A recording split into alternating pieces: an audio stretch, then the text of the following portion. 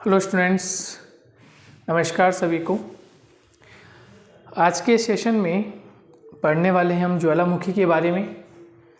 Last class में भी हमने ज्वालामुखी पर डिस्कशन किया था।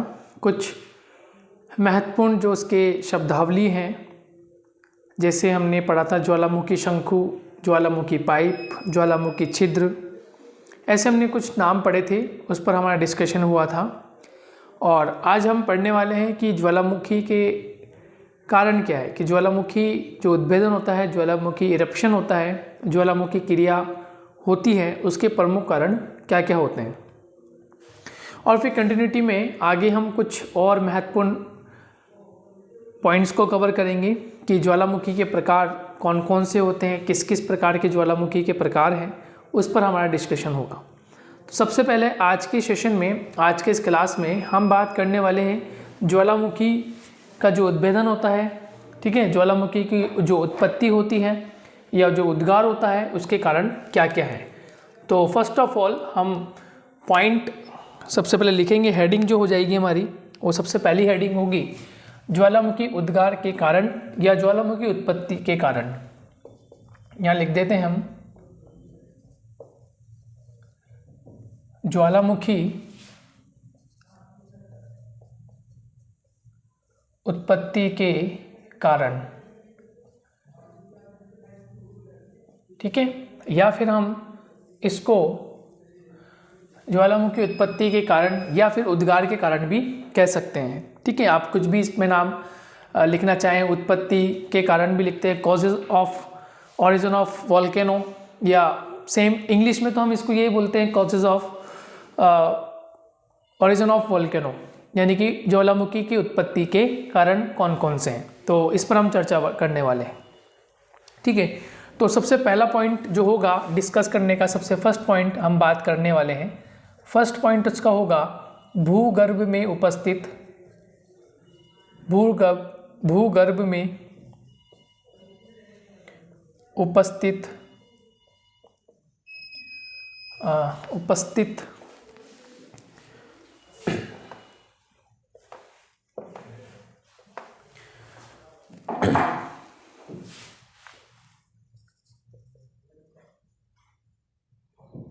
या ऐसे लिख सकते हैं कि भूगर्भ में, ऐसे लिख लीजिए इसको आप, उपस्थित की बजाय ये लिख लीजिए, है ना, भूगर्भ में अत्यधिक ताप का होना, ये पॉइंट थोड़ा सही रहेगा, वरना भूगर्भ में अत्यधिक ताप का होना, अत्यधिक ताप का होना, ये लिख लेते हैं, भूगर्भ में अत्यधिक ताप का होना। देखिए भूगर्भ में क्या होता है, जो हमारा इंटीरियर पार्ट होता है, उस इंटीरियर पार्ट में हम तीन अवस्थाएं देखती हैं। एक होता है गैसीय अवस्था, एक होता है तरल अवस्था, एक होती है ठोस अवस्था। तो इस वाले भाग में कहीं कहीं एक ऐसी स्थिति होती है जहां पर तापमान अधिक हो जाता है, और तापमान अधिक होने की दशा में वहाँ जो चट्टानें होती हैं, चट्टानों का समूह जो होता है, वो कहीं ना कहीं यदि ठोस रूप में होता है तो वो ठोस रूप से तरल रूप में परिवर्तित होता है। तो थोड़ा सा इसको हम शॉर्ट में लिखें तो हम ये कह सकते हैं कि जो रॉक सिस्टम होता है या चट्टानें जो होती हैं, तो ऐसे लिख सकते हैं, चट्टानें ठोस होती हैं, ठोस होती है, और यह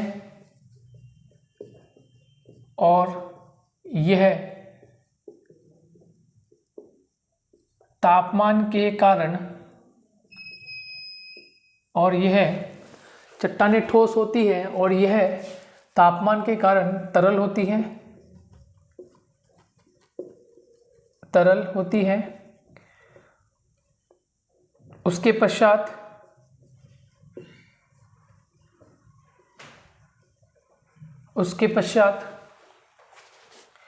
तरल पदार्थ में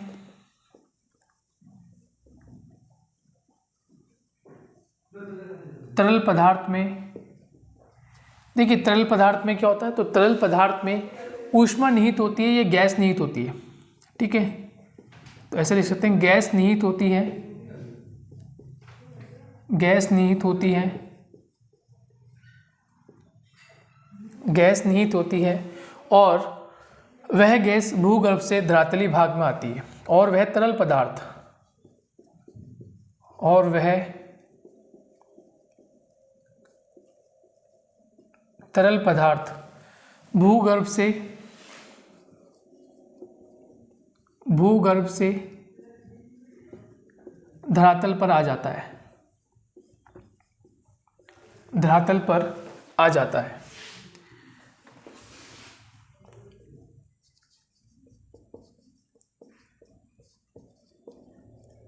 ठीक है, तो ये बात समझ में आ गई कि हमारे भूगर्भ, जो पृथ्वी का भूगर्भ होता है, इंटीरियर पार्ट होता है, उस इंटीरियर पार्ट में अत्यधिक तापमान हो जाने के कारण जो ठोस चट्टानें होती हैं वो तरल रूप में परिवर्तित होती है। और तरल रूप में परिवर्तित होने का मूल कारण क्या होता है कि वहाँ तापमान अधिक होता है, उस क्षेत्र में तापमान बढ़ जाता है और तापमान बढ़ने के कारण जो तरल पदार्थ होता है उसमें गैस निहित होती है या ऊष्मा निहित होती है और वह तरल पदार्थ फिर भूगर्भ से धरातल पर आ जाता है। तो ये कहलाता है भूगर्भ में अत्यधिक ताप का होना। तो भूगर्भ में अत्यधिक ताप के हो जाने से ऊष्मा निहित होती है और ऊष्मा या गैस जो होती है वो हल्की होकर उस भूगर्भ के भाग से ऊपर की ओर उठती है। ठीक है, ऊपर की ओर उठती है और वे फिर धरातल पर रिप्रेजेंट हो जाती है और वहाँ पर फिर लावा या ज्वालामुखी जो क्रिया उत्पन्न होती है वो प्रोसीजर वहाँ पर काम करता है। ठीक है, नेक्स्ट, कमज़ोर भूभाग का होना, यानी धरातल का जो कुछ भाग होता है वो कैसा होता है, कमज़ोर। तो लिखेंगे सेकंड पॉइंट, कमज़ोर भूभाग, कमज़ोर भूभाग का होना। कमज़ोर भूभाग का होना मतलब जो धरातल का भाग होता है वो धरातल का भाग, कुछ धरातल का भाग ऐसा होता है जो कमज़ोर होता है, जहाँ चट्टानें मुलायम होती है, कठोर नहीं होती। तो ऐसी स्थिति में क्या होता है, वो जो भूभाग होता है वो टूट जाता है, ब्रेक हो जाता है, जिसके कारण उस भाग में यदि ज्वालामुखी क्रिया उत्पन्न हो रही हो, वहाँ पर कोई ऐसी एक्टिविटी देखने को मिले कि उस भाग में, यानी भूगर्भ के उस भाग में ताप जनित की वहाँ क्रिया हो रही हो, तो ऐसी स्थिति में फिर ज्वालामुखी उत्पन्न हो सकते हैं या ज्वालामुखी की उत्पत्ति हो सकती है। तो ऐसे लिख सकते हैं, धरातल पर कुछ भाग, धरातल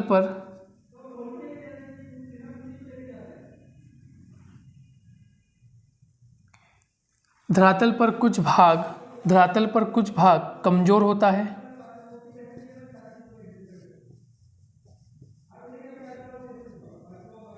ठीक है, धरातल पर कुछ भाग कमजोर होता है जिसके कारण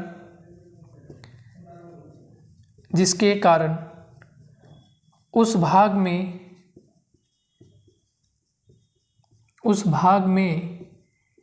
यदि कोई भूगर्भिक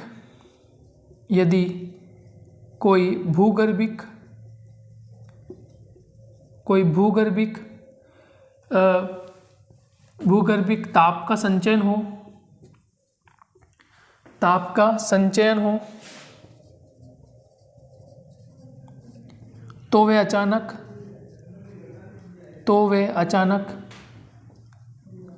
धरातल से तो वह अचानक भूगर्भ से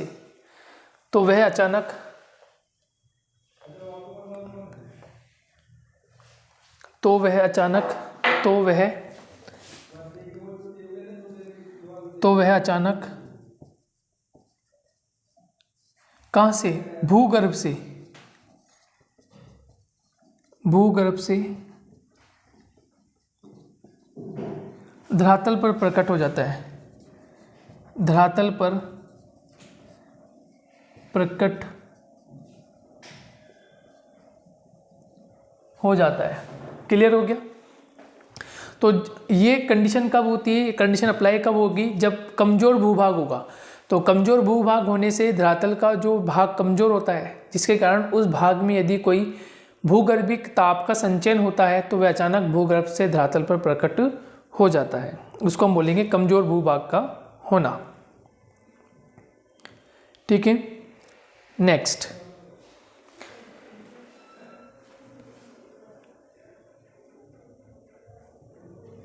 थर्ड पॉइंट की बात करते हैं, गैसों की उत्पत्ति।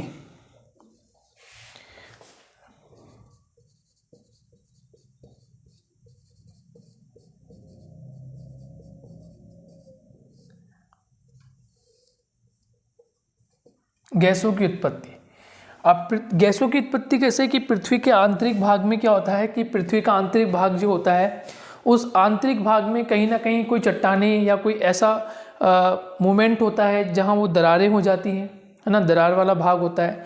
तो उस दरार वाले भाग में जो समुद्री क्षेत्र होता है, यदि वहाँ पे दरार आती है या कुछ क्षेत्र ऐसा होता है जहाँ पर कोई डैम वगैरह या कोई बांध या तालाब या नदी की कोई स्थिति होती है, तो वह दरार के माध्यम से जल आंतरिक भाग में प्रवेश कर जाता है। और आंतरिक भाग में जब वह प्रवेश करता है तो तापमान उस क्षेत्र में हो जाने के कारण वो जल जो होता है वो गैस के रूप में परिवर्तित हो जाता है। और जब वो गैस के रूप में परिवर्तित होता है तो फिर वो बाहर आने की अभिक्रिया करता है। क्लियर हो गया? तो यहाँ हम लिख सकते हैं कि आंतरिक भाग में, पृथ्वी के आंतरिक भाग में,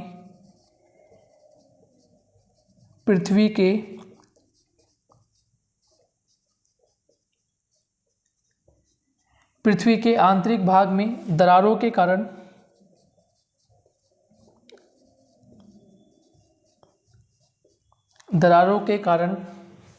जब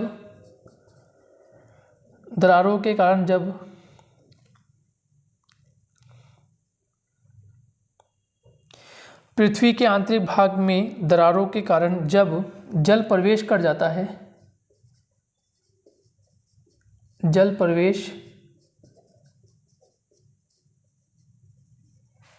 प्रवेश कर जाता है तो आंतरिक भाग में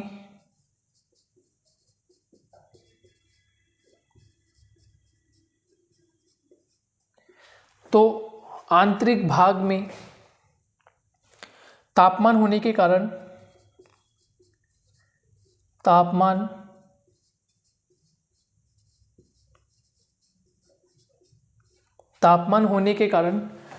वह जल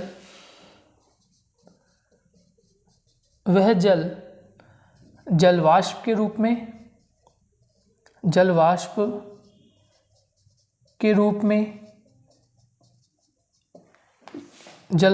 रूप में ब्रैकेट में लिख ले गैस में परिवर्तित हो जाता है,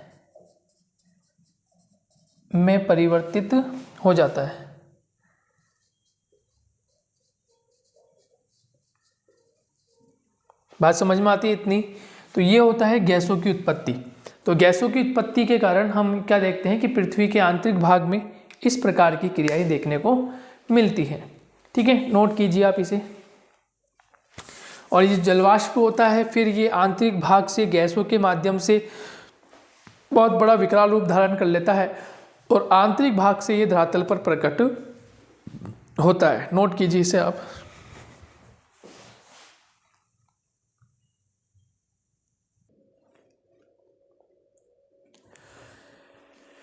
तीनों पॉइंट आपको समझ में आ गए होंगे कि भूगर्भ में अधिक ताप होने के कारण ज्वालामुखी कैसे उद्गार हो सकता है, ज्वालामुखी का कमज़ोर भूभाग होने से किस प्रकार से ज्वालामुखी का उद्गार हो सकता है, या गैसों की उत्पत्ति होने से किस प्रकार से ज्वालामुखी का उद्गार हो सकता है। ठीक है, नोट कर लिया होगा आपने।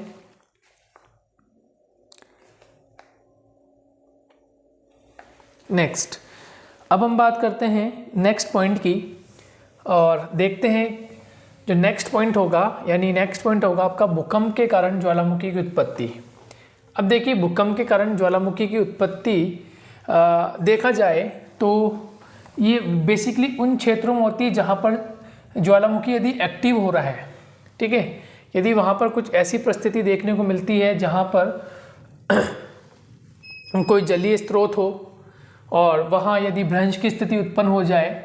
ठीक है, क्योंकि भूकंप की एक्टिविटी हो रही है तो भूकंप की एक्टिविटी से होगा क्या, भूकंप की एक्टिविटी से भ्रंश पड़ेंगे। नेचुरल सा फैक्ट है कि वहाँ भ्रंश होगा और वो भ्रंश क्या करेगा, उस क्षेत्र को दो भागों में डिवाइड कर देगा। क्लियर? और यदि वह भाग ऐसा है जहाँ पर ज्वालामुखी उत्पन्न हो रहा है या ज्वालामुखी उत्पन्न होने की संभावनाएं हैं तो फिर वहाँ से ज्वालामुखी उद्गार या ज्वालामुखी की उत्पत्ति हो सकती है। क्लियर हो गया। चलिए, तो डी पॉइंट हम लिख लेते हैं, इंपॉर्टेंट है आपके डी पॉइंट। और डी पॉइंट आपका होगा, सी हो गया है, और डी पॉइंट होगा आपका भूकंपीय कारण या भूकंप लिख लीजिए ना, भूकंप लिख सकते हैं इसको अपन, भूकंपीय की जगह भूकंप लिख लेते हैं।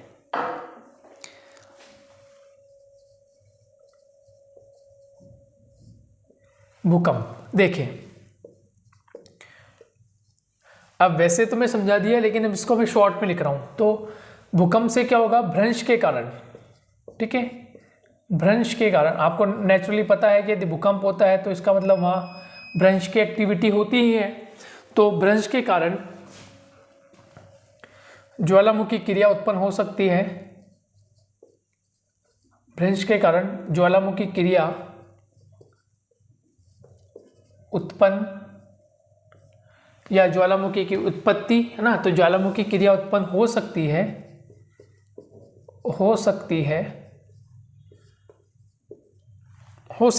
परंतु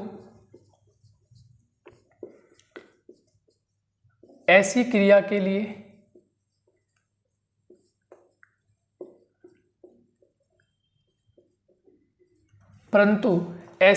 यानी ऐसी भूकंप के कारण हमें पता है भ्रंश हो रहा है, तो भ्रंश के कारण ज्वालामुखी क्रिया उत्पन्न हो सकती है, परंतु ऐसी क्रिया के लिए क्या होना चाहिए, ऐसी क्रिया के लिए जिस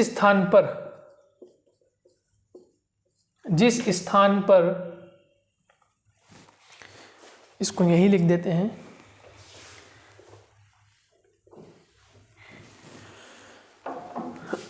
जिस स्थान पर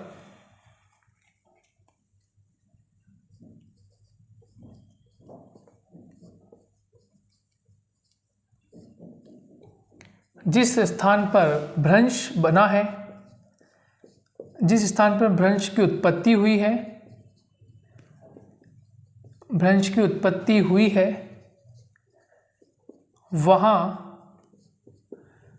वहाँ ज्वालामुखी सक्रिय हो या कोई जलीय स्रोत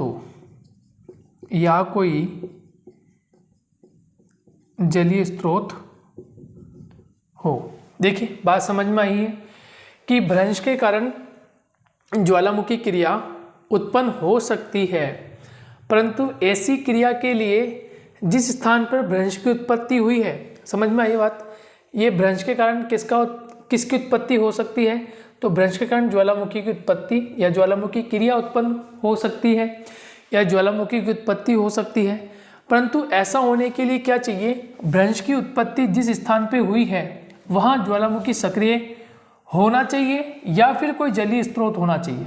यदि जलीय स्रोत होता है तो फिर ये वाली जो एक्टिविटी वो काम करने लग जाती है। कौन सी, कि पृथ्वी के आंतरिक भाग में जहाँ दरार होती है, दरार क्या है, एक प्रकार से भ्रंश है।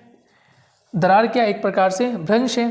तो भ्रंश के कारण जब जल प्रवेश कर जाता है, भ्रंश के कारण क्या है कि दरार के कारण क्या है कि जब जल प्रवेश कर जाता है तो ऐसी स्थिति में जो आंतरिक भाग होता है उस आंतरिक भाग में ताप बढ़ता जाता है, और ताप बढ़ने से जलवाष्प या फिर गैस की उत्पत्ति होती है। और तो ये तो हो गया गैस की उत्पत्ति, और यही गैस की उत्पत्ति जो है वो वहाँ पे ज्वालामुखी की क्रिया उत्पन्न कर सकती है या वो ज्वालामुखी की उत्पत्ति का कारण बन सकती है। तो ये बात समझ में आती है कि भूकंप के कारण ऐसी एक्टिविटी देखने को मिलती है। क्लियर हो गया मैटर। चलिए उतार लीजिए, आप इसे नोट कर लीजिए।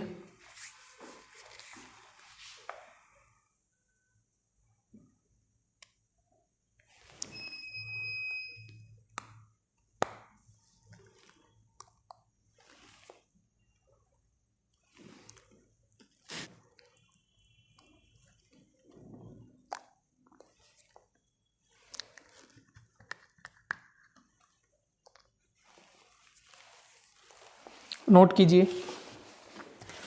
एक और पॉइंट की हम फिर बात करते हैं आगे, वो भी इम्पोर्टेंट है।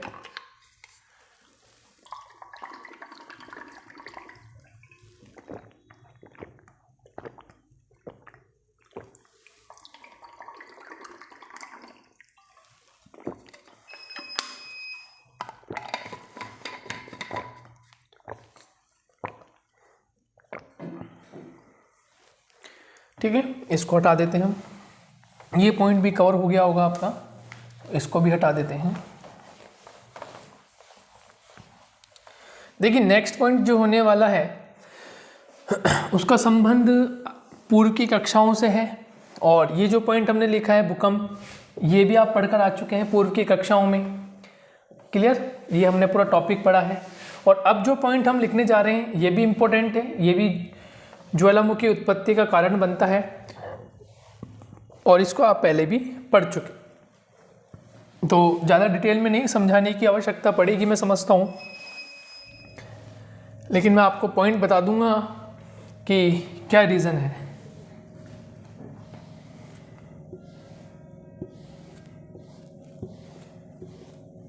चलिए, तो नेक्स्ट पॉइंट हम लिखेंगे इसमें, ये आपका हो जाएगा डी पॉइंट हो गया है, यानी ई पॉइंट आपका ये होने वाला है।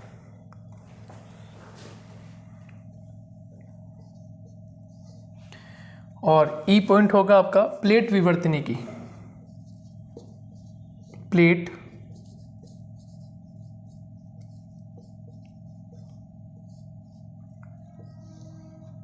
विवर्तनी की मतलब प्लेट टेक्टोनिक मूवमेंट। और प्लेट टेक्टोनिक मूवमेंट जो होता है, प्लेट टेक्टोनिक मूवमेंट आपको पता है 3 प्रकार के मार्जिन्स हम पढ़कर आए थे। पहला मार्जिन होता है, आप पढ़ते हैं, पहला मार्जिन जो होता है फर्स्ट मार्जिन कहलाता है आपके अभिसारी, दूसरा मार्जिन कहलाता है अभिसारी, पहला अभिसारी, दूसरा अपसारी, और तीसरा होता है पार्श्ववर्ती। ठीक है, ये आप पहले ऑलरेडी पढ़ चुके हैं। तो देखिए, जब अभिसारी गति होती है, जब प्लेटों में अभिसारी गति होती है, मतलब क्या होता है, कन्वर्जेंट या डाइवर्जेंट, तो आप बोलेंगे कन्वर्जेंट, यानी कि एक प्लेट का दूसरी प्लेट की ओर आना, यानी ये मूवमेंट होता है कि एक प्लेट जो है वो दूसरी प्लेट की ओर आती है, यानी अभिसारी होती है। और अभिसारी मूवमेंट में जैसे हम प्लेट पढ़कर आए थे, तो मैंने आपको बताया 3 प्रकार की प्लेटें होती हैं। जैसे फॉर एग्जाम्पल की बात करें तो आपको पता है, एक तो होती है महाद्वीपीय प्लेट, ठीक है, महाद्वीपीय प्लेट, एक हो सकती है महासागरीय प्लेट,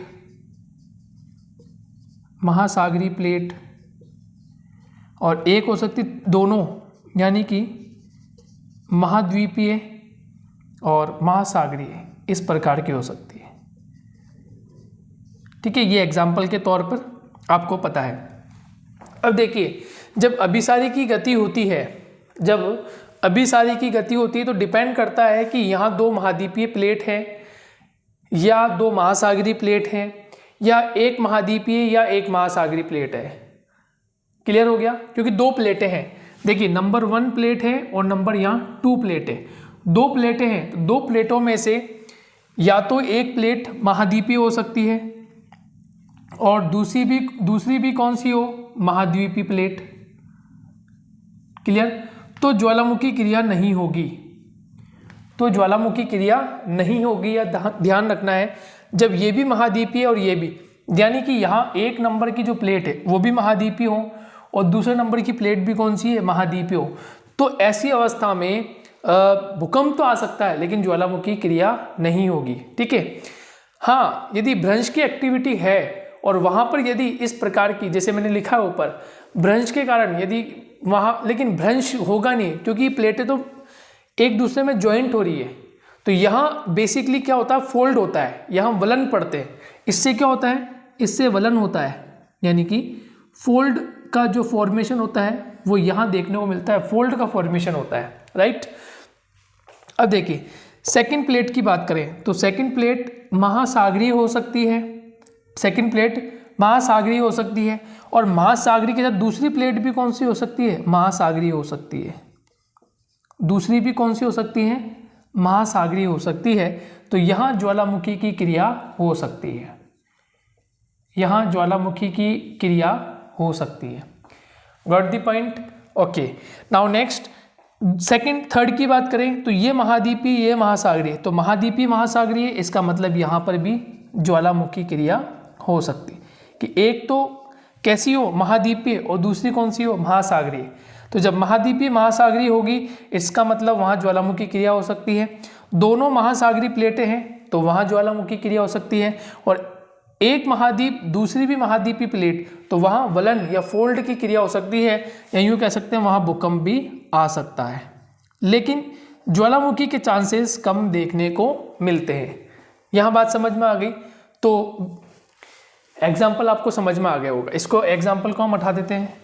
तो ये बात तो हम पहले भी कर चुके हैं, ठीक है, कि प्लेटों का जो एक तो होता है अभिसरण, यानी कि अभिसारी गति होती है प्लेटों में, और एक होती है अपसारी। तो अपसारी में तो क्या होता है, दूर जाना। अपसारी में डाइवर्जेंट मूवमेंट होता है, तो डाइवर्जेंट मूवमेंट में तो क्या होता है, प्लेटें दूर जाती है। लेकिन यार कन्वर्जेंट मूवमेंट हो रहा है, अभिसारी गति हो रही है, यानी दो प्लेटें जो है, two plates are movable both side, दोनों की दोनों एक ही साइड मूव कर रही है। क्लियर? तो प्लेट विवर्तनी की अभिसारी गति के कारण, ठीक है, ये मिटा देता हूं, ये समझ में आ गया होगा आपके। तो यहां लिखेंगे अभिसारी गति के कारण।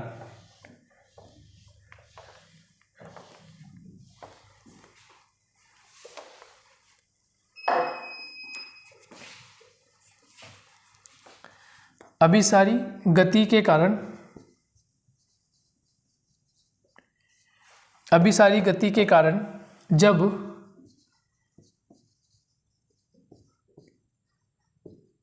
भारी प्लेट जो होती है ना, जो भारी प्लेट होती है वह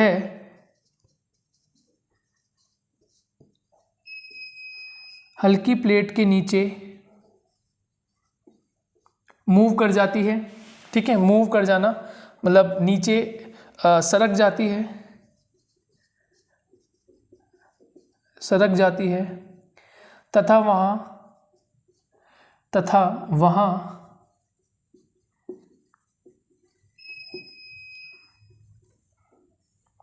वहाँ ज्वालामुखी क्रिया उत्पन्न हो सकती है। ज्वालामुखी क्रिया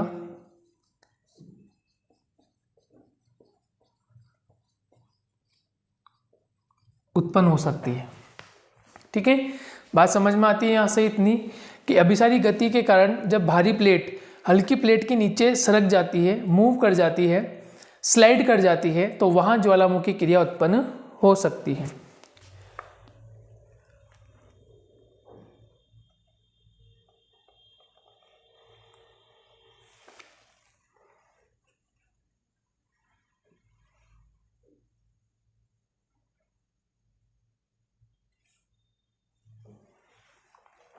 क्लियर? अब देखिए दूसरा मूवमेंट हम ये भी जान सकते हैं कि अभिसारी हुई है तो अपसारी भी हो रही है ना, डाइवर्जेंट मूवमेंट भी हो सकता है। अब देखिए डाइवर्जेंट मूवमेंट हो रहा है, और डाइवर्जेंट मूवमेंट कहीं ना कहीं महाद्वीपीय या महासागरीय प्लेट से हो रहा है, महाद्वीपीय और साथ में महासागरीय प्लेट है। इसका मतलब यदि वहाँ पर इस तरह का मूवमेंट हो रहा है तो उससे भी क्या हो सकता है, उससे भी ज्वालामुखी क्रिया हो सकती है। यानी अभिसारी गति से तो होता ही है, लेकिन वहाँ पर अपसारी गति से भी हो सकता है। तो लिख सकते हैं हम अपसारी गति के कारण, अपसारी गति के कारण महासागरीय प्लेट में, महासागरीय प्लेट तथा महाद्वीपीय प्लेट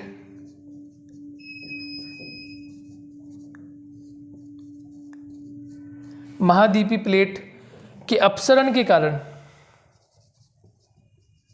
अपसरण के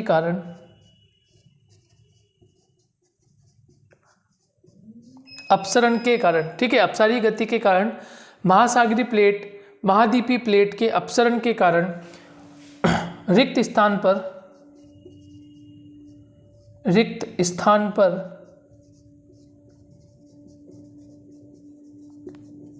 ज्वालामुखी क्रिया एक्टिवेट हो जाती है या ज्वालामुखी क्रिया उत्पन्न हो जाती है। ये बात इतनी समझ में आ गई। तो एक पॉइंट हो गया अभिसारी गति का और एक हो गया अपसारी गति का, ये 2 पॉइंट हो गए। चाहे तो हम इसको ऐसे लिख सकते हैं, ये ए कंडीशन हो गई और ये बी कंडीशन होगी। इन 2 कंडीशनों के कारण ये प्लेट विवर्तनी का जो मूवमेंट है वो देखने को मिलता है। तो हमने पढ़ लिया है। सबसे पहले तो हमने ये पॉइंट कवर किया कि किस प्रकार से वहाँ भूगर्भ में तापमान होता है, तापमान का होना ज्वालामुखी को एक्टिवेट कर देता है, फिर कमज़ोर भूभाग का होना, फिर गैसों की उत्पत्ति का होना, फिर भूकंपीय कारण होना, ये भूकंप का कारण बन जाता है, और या फिर प्लेट विवर्तनिकी की एक्टिविटी हो जाती है। और इस प्लेट विवर्तनिकी की एक्टिविटी के कारण हमें ये मोमेंट देखने को मिलता है। Got the point? इसको आप नोट कर लीजिए। ये समझ में आ गया होगा। तो ये हमने पढ़ लिया उत्पत्ति के मूल कारण, कि उत्पत्ति के मूल कारण कौन कौन से हैं, कि ज्वालामुखी किस प्रकार से उत्पन्न हो सकते हैं, इनकी उत्पत्ति हो सकती है, इसको हमने डिस्कस कर लिया। अब समझता हूँ यहाँ से किसी प्रकार की कोई प्रॉब्लम क्रिएट नहीं होगी, किसी प्रकार की कोई कंडीशन ऐसी नहीं बचती है कि यदि क्वेश्चन ऐसा आ जाए तो आप नहीं लिख पाए। तो आप इसको अच्छे से लिख सकते हैं कि ज्वालामुखी उत्पत्ति का मूल कारण क्या है। क्लियर हो गया? चलिए नेक्स्ट हम बात करते हैं ज्वालामुखी के प्रकार, यानी टाइप्स ऑफ ज्वालामुखी। देखिए मैं हेडिंग नहीं लिखूंगा ऊपर, है ना, हेडिंग नहीं लिखूंगा, आप लिख लीजिए, मैं बता रहा हूँ आपको। हेडिंग है टाइप्स ऑफ वोल्केनो, यानी ज्वालामुखी के प्रकार, ज्वालामुखी के प्रकार। तो ज्वालामुखी के प्रकारों पर हम 1 बाय 1 चर्चा करेंगे कि कौन कौन से ज्वालामुखी के प्रकार हैं। तो देखिए बेसिकली मैं बोल रहा हूँ, आप लिख सकते हैं। ज्वालामुखी के बेसिकली हम 2 प्रकारों पर चर्चा करेंगे, 2 अलग अलग प्रकार हम पढ़ेंगे, ठीक है। और दोनों प्रकार को हम कंपैरिजन के तौर पर देखेंगे कि कौन कौन से प्रकार हैं, कौन सा प्रकार सर्वाधिक हानिकारक है ना, किससे सर्वाधिक हानि होती है, जन धन हानि की होती है, कौन से ऐसे प्रकार हैं जिसके माध्यम से बहुत अधिक विनाश होता है, विस्लिंग ज़्यादा करते हैं, ऐसी भी चर्चा होगी यहाँ पर कि ऐसे ज्वालामुखी के प्रकार हैं जहाँ पर सर्वाधिक वो विनाशकारी होते हैं, सर्वाधिक जन धन हानि पहुँचाते हैं, उस पर हमारी चर्चा होने वाली है। तो ज्वालामुखी के प्रकारों पर हम मुख्य रूप से हमारा जो वर्गीकरण होगा वो इनकी उत्पत्ति को लेकर या इनकी उद्गार को लेकर होगा, ठीक है। फिर इनकी अवधि के आधार पर लेकर होगा कि किन किन अवधि के आधार पर हम इसको डिस्क्राइब कर सकते हैं, उस पर हम चर्चा करने वाले हैं, ठीक है। चलिए तो सबसे पहले हम बात करते हैं ज्वालामुखी के उद्गार के आधार पर, ठीक है, नोट कर लीजिए। ज्वालामुखी के उद्गार के आधार पर कौन कौन से प्रारूप हैं, कौन कौन से प्रकार हैं, ठीक है, कौन कौन से प्रकार हैं, हम उस पर बात करने वाले हैं। किसके बारे में? ज्वालामुखी के प्रकारों में उसकी जो उत्पत्ति है, उद्गार है, उसके आधार पर हम बात करने वाले हैं कि कौन कौन से ऐसे कारक, कौन कौन से ऐसे प्रकार हैं। तो सबसे पहले नंबर 1 हम बात करेंगे केंद्रीय उद्गार में, ठीक है। और केंद्रीय उद्गार का मतलब क्या होता है कि लास्ट क्लास में हम पढ़ रहे थे कि जो पाइप होता है ना, जो वॉल्केनिक पाइप होता है, उस पाइप से ही ज्वालामुखी का उद्भेदन हो, यानी ज्वालामुखी की जो उत्पत्ति होती है उस पाइप के द्वारा ही हो। तो ऐसे ज्वालामुखी को हम कहेंगे केंद्रीय उद्गार वाले ज्वालामुखी। क्लियर? तो आप नोट कीजिए, ऐसे ज्वालामुखी जिनका उद्गार केंद्रीय भाग से होता हो, या वो जो वॉल्केनिक पाइप होता है केंद्रीय भाग से होता हो या वॉल्केनिक पाइप से होता हो, ऐसे ज्वालामुखी उद्गार को केंद्रीय उद्गार वाले ज्वालामुखी कहते हैं। ऐसे ज्वालामुखी उद्गार को केंद्रीय उद्गार वाले ज्वालामुखी कहते हैं। केंद्रीय उद्गार वाले ज्वालामुखी कहते हैं। क्लियर। और ये जब निकलते हैं तो भयंकर विस्लिंग करते हैं, यानी बहुत अधिक साउंड इनका होता है। इनका जो साउंड होता है बहुत अधिक होता है, बहुत दूरी तक साउंड इनका सुनाई देता है। क्लियर। तो ऐसे ज्वालामुखी जो होते हैं उनका साउंड काफ़ी दूरी तक सुनाई देता है। अब उसमें कौन कौन से ऐसे प्रकार हैं उन पर चर्चा करते हैं। नंबर 1, फर्स्ट हम बात करते हैं हवाई तुल्य ज्वालामुखी। फर्स्ट है हवाई तुल्य। अब बार बार सब में आएगा पीछे हवाई तुल्य ज्वालामुखी, तो केवल हम ये लिख लेते हैं हवाई तुल्य ज्वालामुखी। ठीक है, आप ज्वालामुखी नोट कर सकते हैं, आगे पीछे की तरफ लिख सकते हैं ज्वालामुखी, हवाई तुल्य ज्वालामुखी। ठीक है, चलिए तो नंबर 1 इसमें क्या लिखना है, इसमें फर्स्ट पॉइंट लिखना है इनकी गति मंद होती है। इनकी गति मंद होती है, मंद होती है। ठीक है, सेकंड पॉइंट लिख लेना है इनकी गति मंद होती है। सेकंड पॉइंट लिख लेना है कि लावा पतला होता है। लावा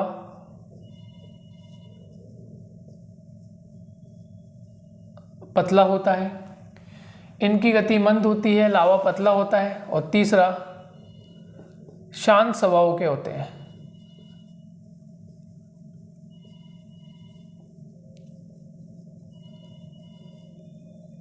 शांत स्वभाव के होते हैं, मतलब ज़्यादा विस्लिंग नहीं करते, शांत स्वभाव के रहते हैं।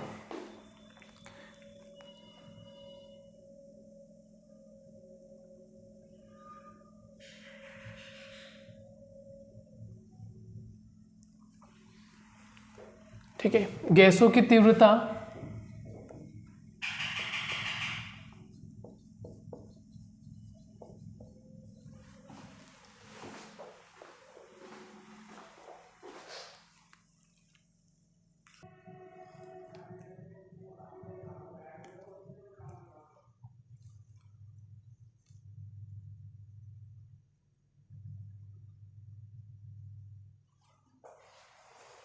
ठीक है, तो गैसों की तीव्रता मंद होती है। एक पॉइंट ये भी लिख सकते हैं, गैसों की तीव्रता कैसी होती है, मंद होती है।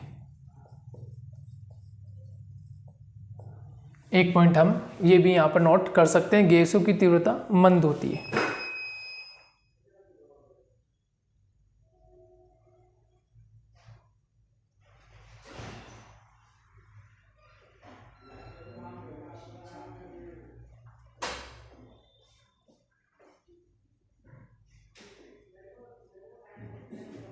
ठीक है, एक पॉइंट और लिख सकते हैं,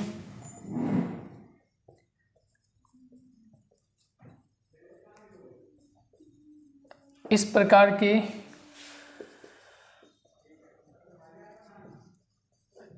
के जो ज्वालामुखी होते हैं वो मेनली हमें हवाई द्वीप पर पाए जाते हैं। हवाई द्वीप पर पाए जाते हैं।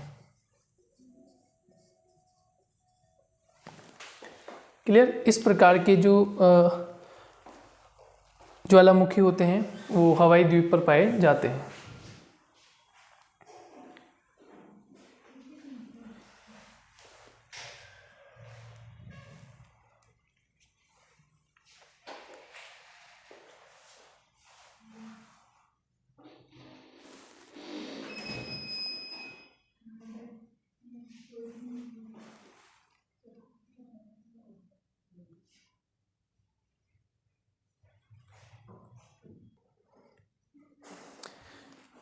ठीक है, सेकंड पार्ट पर चर्चा करते हैं।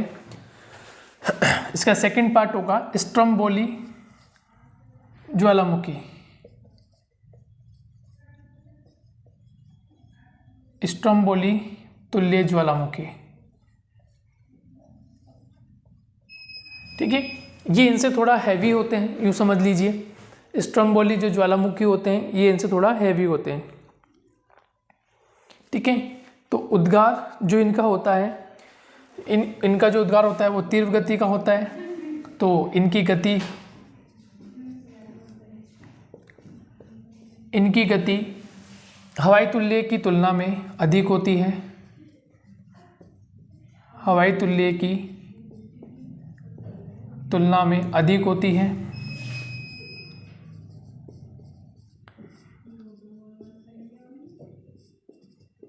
ठीक है, होती है। सेकंड पॉइंट, अत्यधिक आवाज के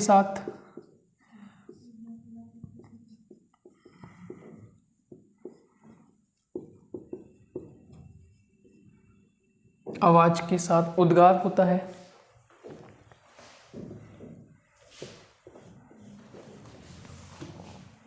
आवाज के साथ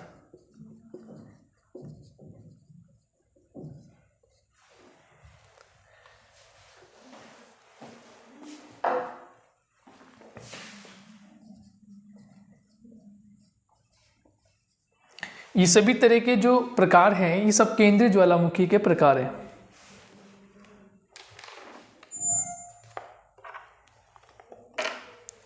ठीक है, नेक्स्ट इसी में लिखें थर्ड पॉइंट, लावा मध्यम प्रकार का मतलब पतला ही होता है।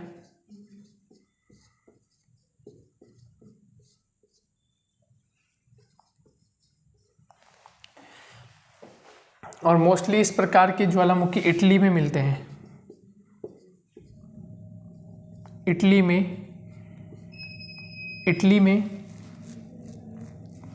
स्ट्रोम्बोली प्रकार का ज्वालामुखी पाया जाता है। स्ट्रोम्बोली प्रकार का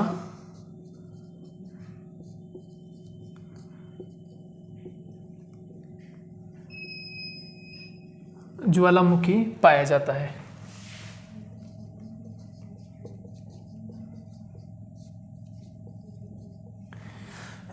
ठीक है, ये इटली में पाया जाता है स्ट्रोम्बोली प्रकार का ज्वालामुखी, ये ध्यान रखना है।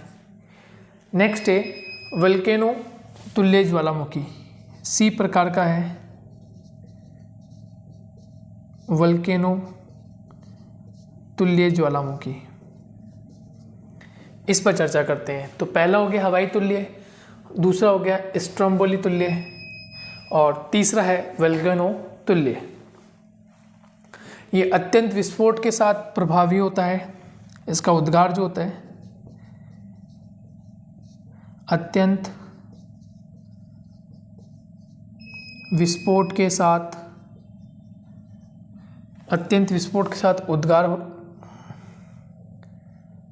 उद्गार होता है। ठीक है, अत्यंत विस्फोट होता है और विस्फोट के साथ इसका उद्गार होता है। ठीक है, ये ध्यान रखना है पहली बात। ठीक है, सेकंड पॉइंट, लावा अत्यधिक गाढ़ा होता है।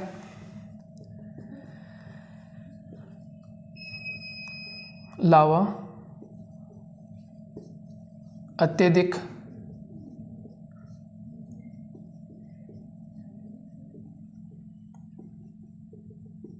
जो लावा होता है वो अत्यधिक गाढ़ा होता है, ये आपको नोट कर लेना है। जो लावा होता है वो चिपचिपा या लसलसी सा होता है। लावा चिपचिपा या लसलसा सा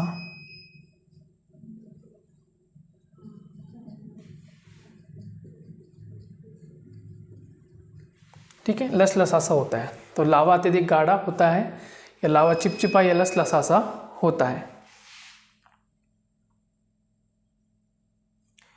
और गाढ़ा होने के कारण जो मुख होता है, नेक्स्ट फोर्थ पॉइंट हो जाएगा, गाढ़ा होने के कारण लावा गाढ़ा होने के कारण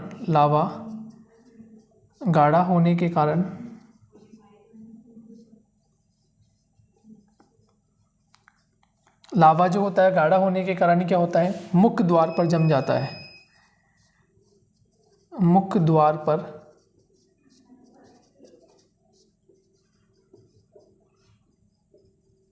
जम जाता है। क्लियर? ये हो गया आपका वल्केनो तुल्य ज्वालामुखी, इम्पोर्टेंट है। और एक चीज़ और लिख सकते हैं कि इसकी जो आकृति होती है, एक पॉइंट यहाँ लिख सकते हैं, इसकी आकृति जो होती है, इसकी जो आकृति होती है वो गोभी के फूल के समान होती है, गोभी के फूल के समान होती है।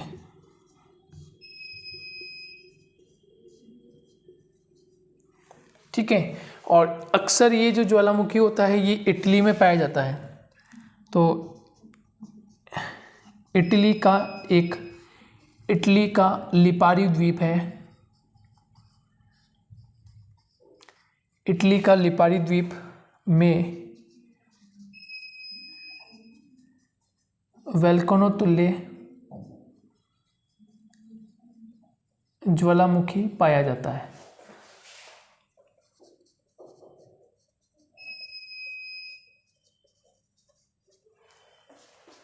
ठीक, ये हो गया बात इसकी। तो हवाई तुल्य हो गया, स्ट्रोम्बोली तुल्य हो गया और वोल्केनो तुल्य हो गया। एक अन्य की और बात कर लेते हैं, इसी के जस्ट नीचे लिख लेते हैं यहाँ पर डी। तो अभी तक हमने 3 कवर कर लिए हैं, हवाई तुल्य, स्ट्रोम्बोली तुल्य, वोल्केनो तुल्य। अब हम बात करते हैं पिलियन तुल्य ज्वालामुखी की।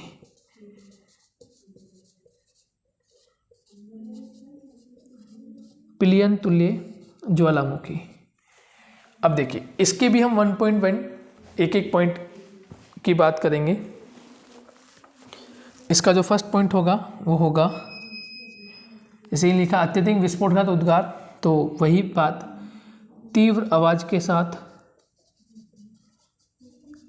तीव्र आवाज़ के साथ उद्गार।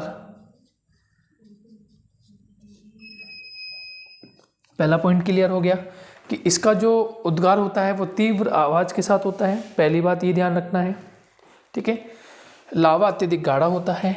नेक्स्ट, लावा अत्यधिक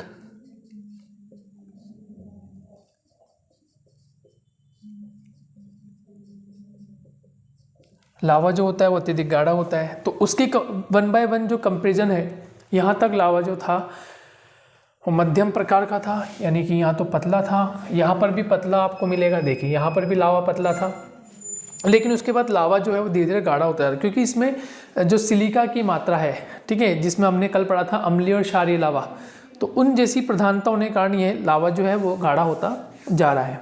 ठीक है? नेक्स्ट, जैसे हमने यहाँ लिखा था कि मुख्य द्वार पे जम जाता है, तो मुख्य द्वार पे जम जाने के कारण, मुख्य द्वार पर जम जाने के कारण, मुख्य द्वार पे जम जाने के कारण अगला ज्वालामुखी उद्भेदन या उद्गार पर मुख के आसपास का भाग, मुख के आसपास का जो भाग होता है वो क्रैक आ जाता है या चटकर भाग फट जाता है।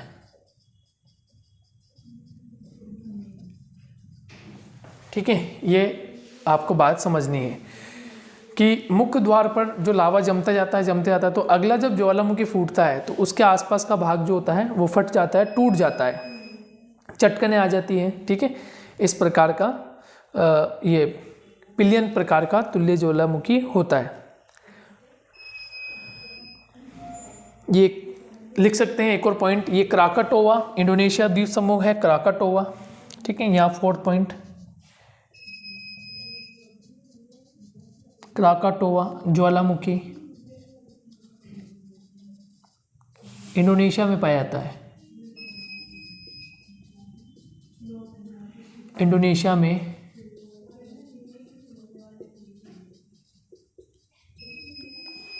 में पाया जाता है। ठीक है? ये यहाँ तक का पूरा पार्ट कंप्लीट। अब एक और बचता है, उसकी हम बात करते हैं अंतिम है, केंद्रीय उद्गार में ये अंतिम है। यानी 5 पार्ट हमने कवर किए हैं इसके, और 5 पार्ट में सबसे पहले हवाई तुल्य, फिर स्ट्रोम्बोली तुल्य, उसके बाद वोल्केनो तुल्य, और फिर पिलियन तुल्य। अब नेक्स्ट की लास्ट की बात कर रहे हैं विसुवियस तुल्य। ठीक है, नेक्स्ट हो जाएगा विसुवियस प्रकार, विसुवियस तुल्य। अब विसुवियस तुल्य में क्या है? ठीक है, विसुवियस तुल्य ये भी एक प्रकार से यहाँ पर बहुत ऊंचाई तक बनता है। पहला पॉइंट, बहुत अधिक ऊंचाई तक बनता है, बहुत अधिक ऊंचाई पर बनता है,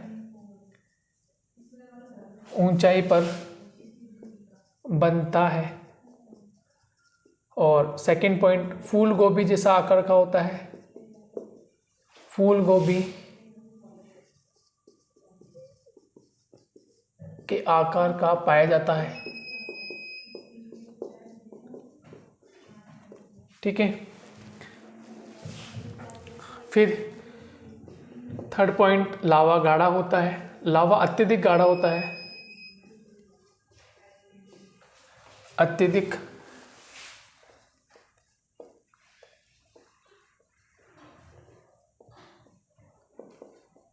लावा जो होता है वो अत्यधिक गाढ़ा होता है। ठीक है, फूल गोभी का आकार इससे भी बड़ा आकार बन जाता है। और एक और बात कि इटली का जो नेपल्स नगर है, इटली का जो नेपल्स नगर इसी ज्वालामुखी पे बसा है,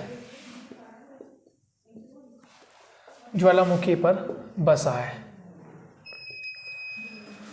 ठीक है, इटली का जो नेपल्स नगर है वो इसी प्रकार के ज्वालामुखी, विसुवियस प्रकार के ज्वालामुखी का वो है। इटली का नेपल्स नगर इसी ज्वालामुखी का एक प्रकार है। नेपल्स नगर इसी ज्वालामुखी का एक प्रकार है, विसुवियस का प्रकार है ना। नेपल नगर विसुवियस प्रकार के ज्वालामुखी का उदाहरण है, ये ध्यान रखना है। ठीक है, और लास्ट में एक और हम बात कर लेते हैं। लास्ट में बात है कि दरारी उद्गार जो होता है ये विभिन्न प्रकार की जो दरारें होती हैं उसके द्वारा उत्पन्न होता है।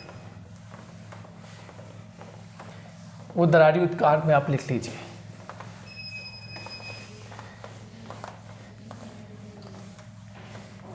ठीक है, समझ में आ गया है दरारी उद्गार। तो अब हम नेक्स्ट जो चर्चा करने वाले हैं वो दरारी उद्गार के बाद हम बात करेंगे उद्गार की अवधि के आधार पर, उद्गार की अवधि के आधार पर कौन कौन से ज्वालामुखी होते हैं।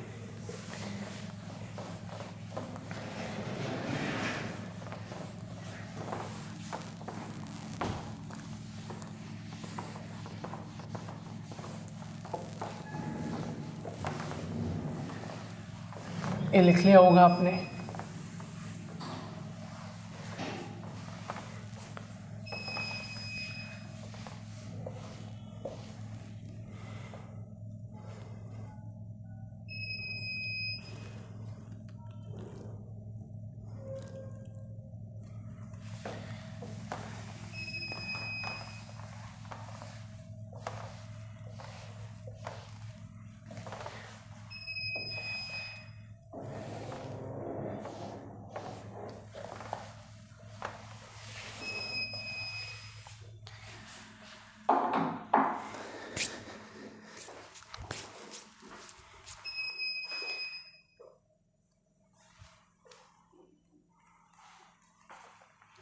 देखिए, उद्गार की अवधि के आधार पर हम बात करें तो उद्गार की अवधि पर सबसे पहला जो प्रकार होता है, सिंपल सी हम बात कर लेते हैं।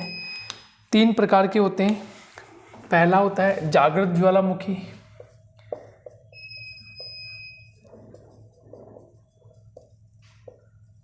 इसको हम सक्रिय ज्वालामुखी कहते हैं। ठीक है, जो हमेशा एक्टिव रहता है, ये समझ लीजिए।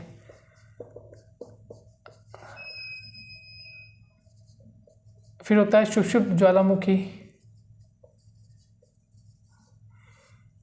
जो कभी भी एक्टिव हो सकता है।